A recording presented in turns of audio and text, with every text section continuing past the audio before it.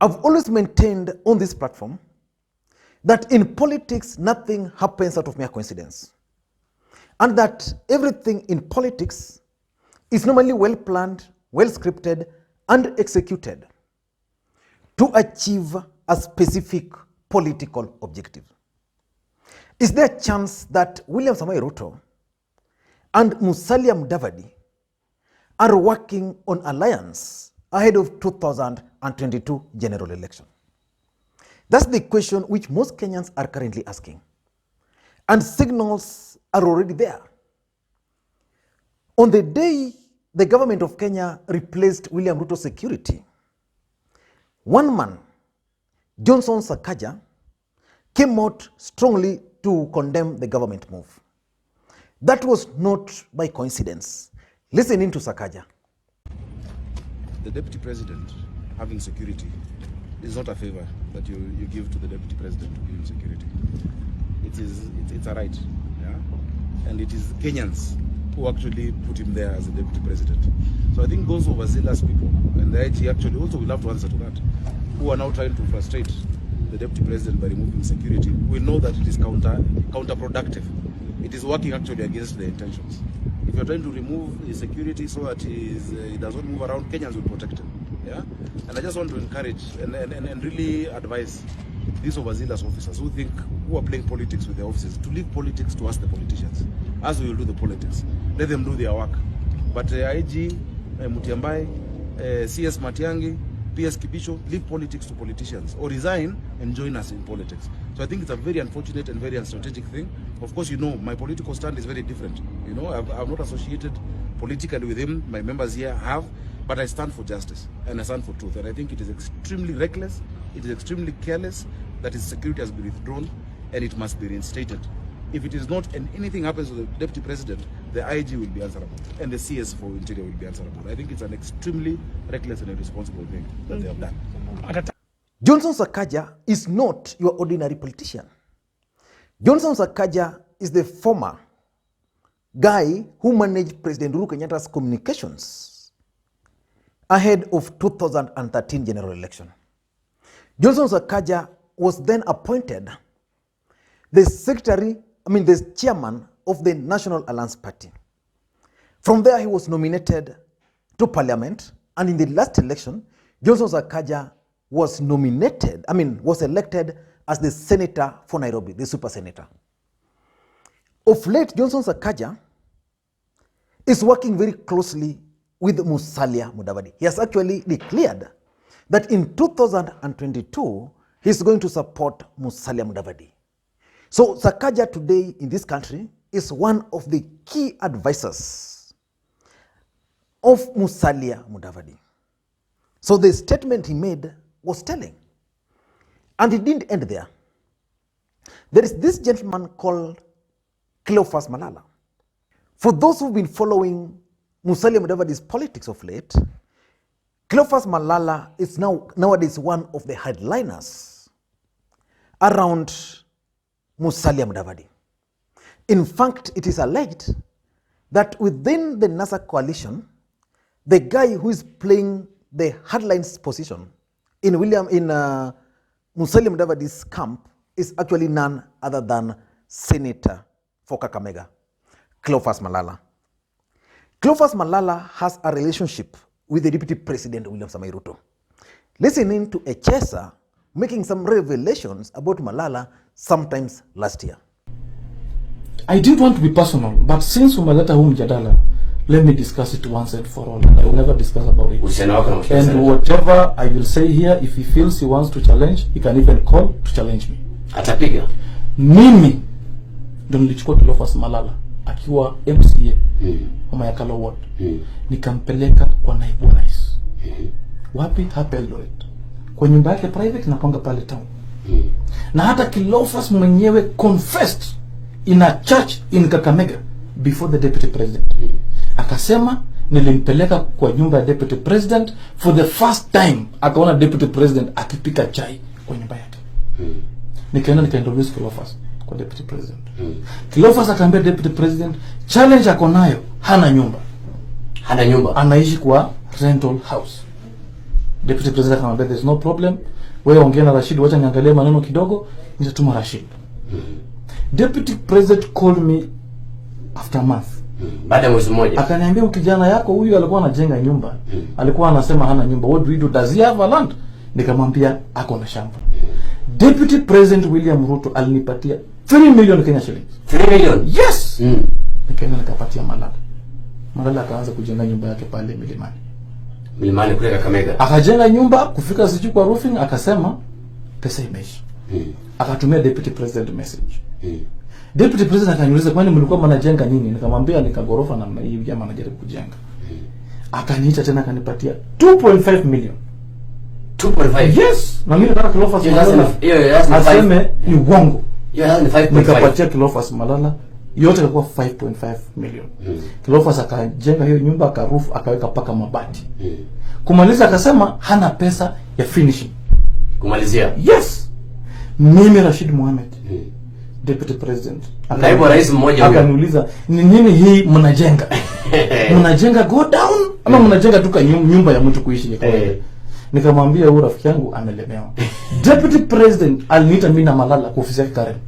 Akapatia Malala 1.5 million, akanipatia mimi 1.5 million. Akaambia Malala kwenda malizia nyumba. Today my brother, if I see Cleophas Malala mbele ya madhabahu, mbele ya wananchi, watu wanamona, unaita mtu ambaye alikupatia pesa ukajenga nyumba, unazalia ndani watoto, mwizi my brother. Hata kama ni unasema akuchallenge kama unadanganya. Yeah, let him challenge me. But that's not important. There is something which happened this week, and Kenyans pointed out something which I want to share with you guys. There is a gentleman by the name called Abel Timona Kachu.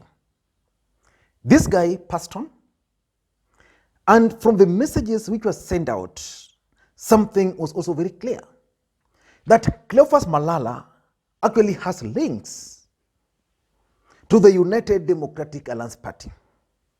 Now let me begin by the statement which was issued by Cleophas Malala following the passing on of Abel.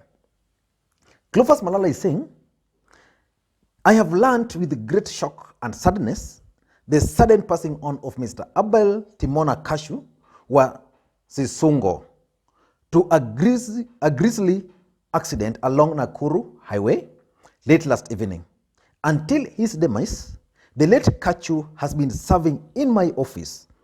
Mark that, has been serving in my office as my personal assistant and a senior researcher.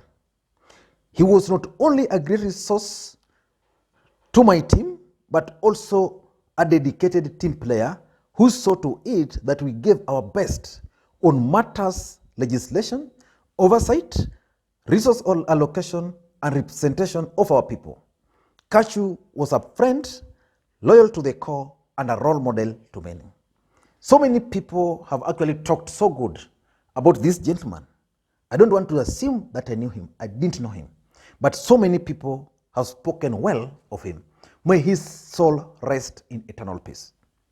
From Cleophas Malala's statement, it is clear that this guy was actually his personal assistant.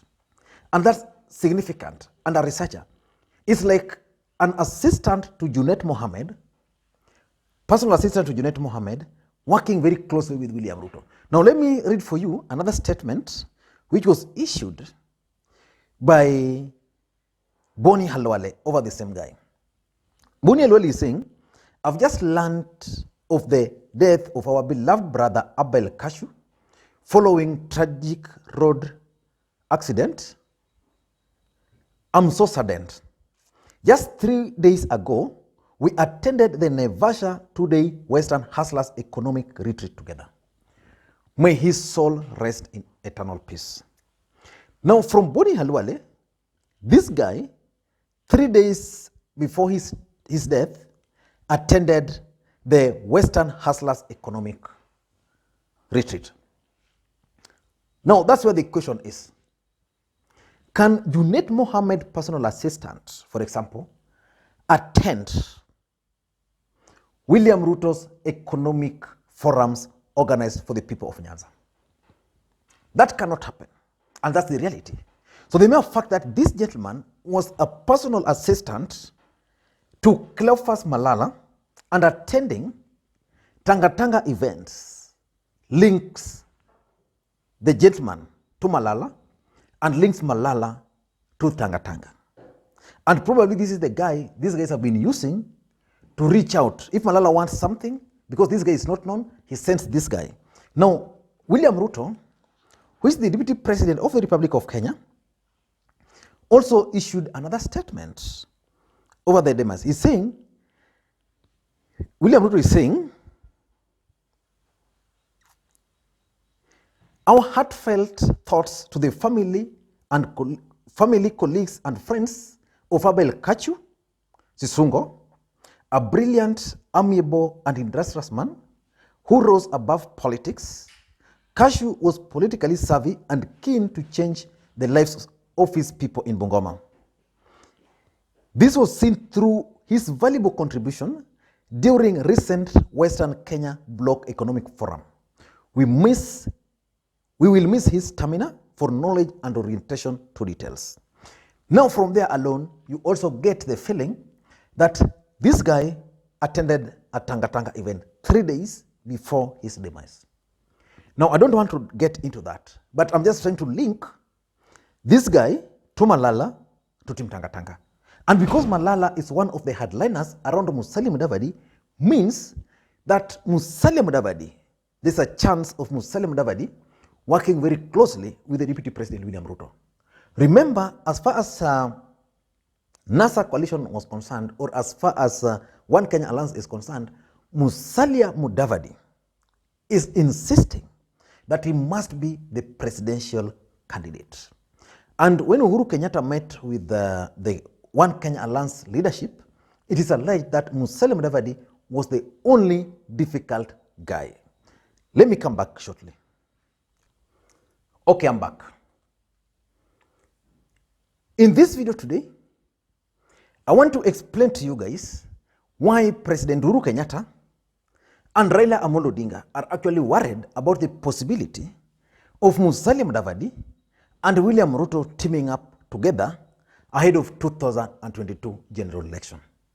But before we do that, if you're watching this channel for the first time, I want you to take a second or two and click the subscribe button so that next time we produce a video like this, YouTube will automatically notify you.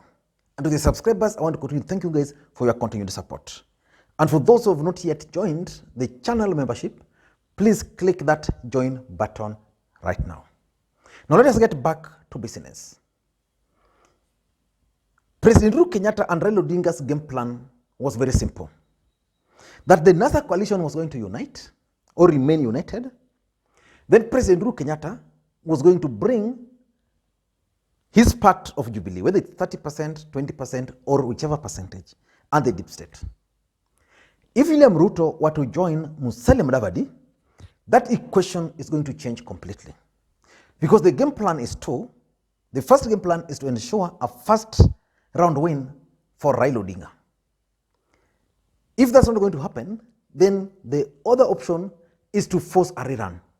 And to force a rerun would mean that either Kalonzo Musyoka, Musalia Mudavadi, and Raila Odinga, all of them will be on the ballot. Then each one of them will compete against the DP. Then whoever emerged the winner will then be supported to become the president. So if that's not going to be the case, where Mudavadi and Ruto are working together, then it means Ruto will either have our first round win, or during the rerun, they're going to change the equation. And this is why they're worried. Number one is the game of numbers.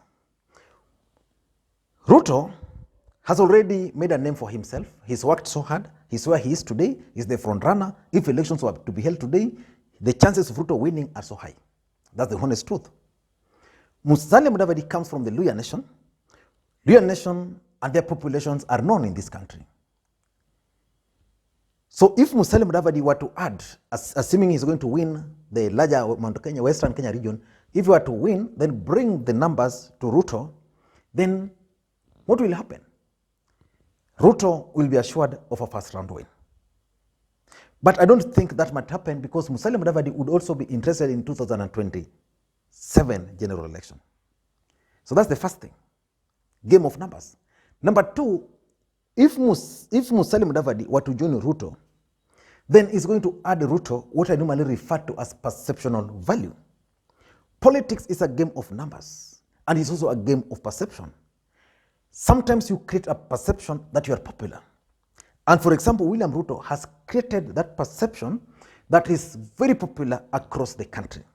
In fact, there was an opinion poll which was released this week, and in that opinion poll, it was suggesting that William Ruto has 49%. While, for example, Raila Odinga, who was following him, had only 14%. You know, that's about creating perception. So the perception which will be created should Mudavadi join Ruto is that Ruto is actually gaining, because he shall have managed to win the heart of one of the NASA core principles. So many people would then now start associating with the William Ruto Mudavadi camp. So it's because of the perceptional value which Mudavadi is actually going to bring to William Ruto. And again, in that case, it would mean that Ruto can decide that I'm not going to run. If you are planning to block me, I'm not going to run, but I'm going to support, for example, Musalia Mudavadi. Just like Raila Odinga. You see, if President Uhuru Kenyatta were to betray Raila today, what Raila can do easily is just to endorse William Ruto.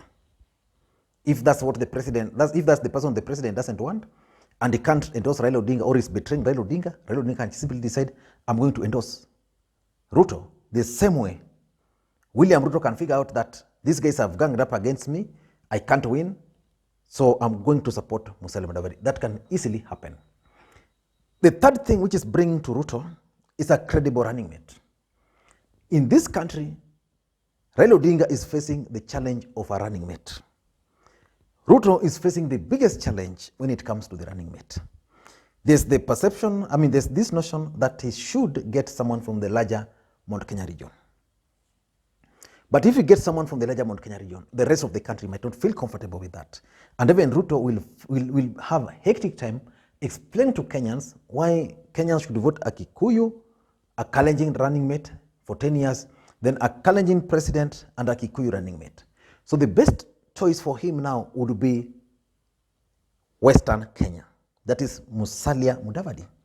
And if you look at William Ruto, at some point he was keen on appointing someone from the larger Western Kenya region for the running mate. But because we didn't have a credible running mate from that region, in his camp there was Washiali, can't be. There was Boni, can't be. There was a Chesa, can't be a running mate. Who was credible? Nobody was credible. The mere fact that Mudavadi is now, there's a chance that they are talking, means Mudavadi is going to provide that credible candidate for the DP Ruto. And that credible candidate is going to be a headache for Raila and Uhuru. Uhuru would want a situation where Western Bloc votes for Raila Odinga. Raila would want a situation where Western Bloc votes for him. So that's number 3. Number 4 is Nairobi politics. And this is where I think Johnson Sakaja is coming in. You know, the politics of Nairobi has always been very interesting in this country.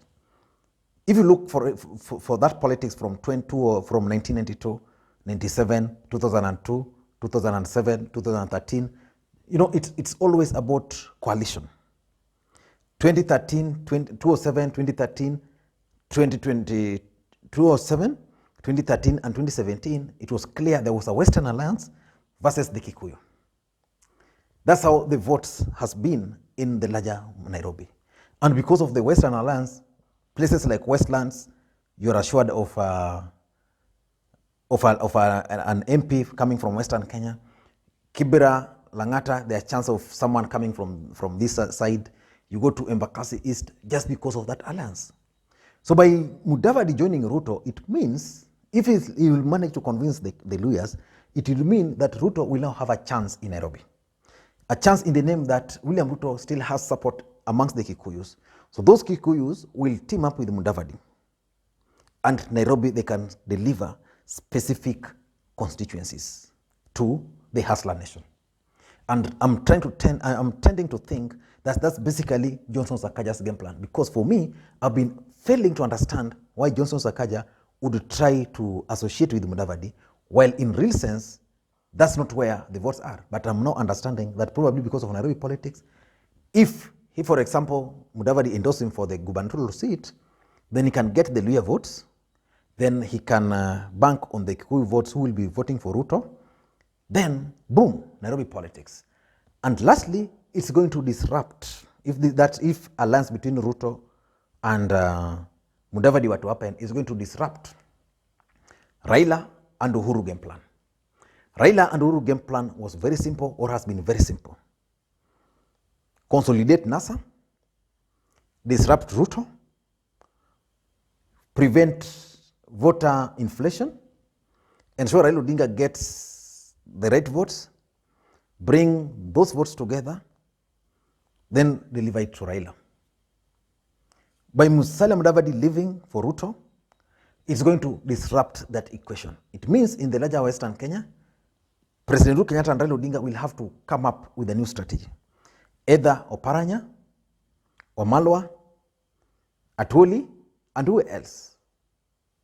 So in my view, if these two gentlemen are going to work together, then President Uhuru Kenyatta and Raila Odinga are likely to have a big challenge. I don't know what you think, but let me hear your thoughts on this matter. Thank you guys, and may you have a good day. Bye-bye. And by the way, let me say something about Alai. We were supposed to meet yesterday. He told me he was coming to Kisumu. He was in Kericho. So I've been waiting for his call, which didn't come. So probably maybe tomorrow, if he'll be around, then we'll continue with that interview. Thank you guys, and may you have a good day. And I know most of you guys are waiting for it. Thank you. Bye-bye.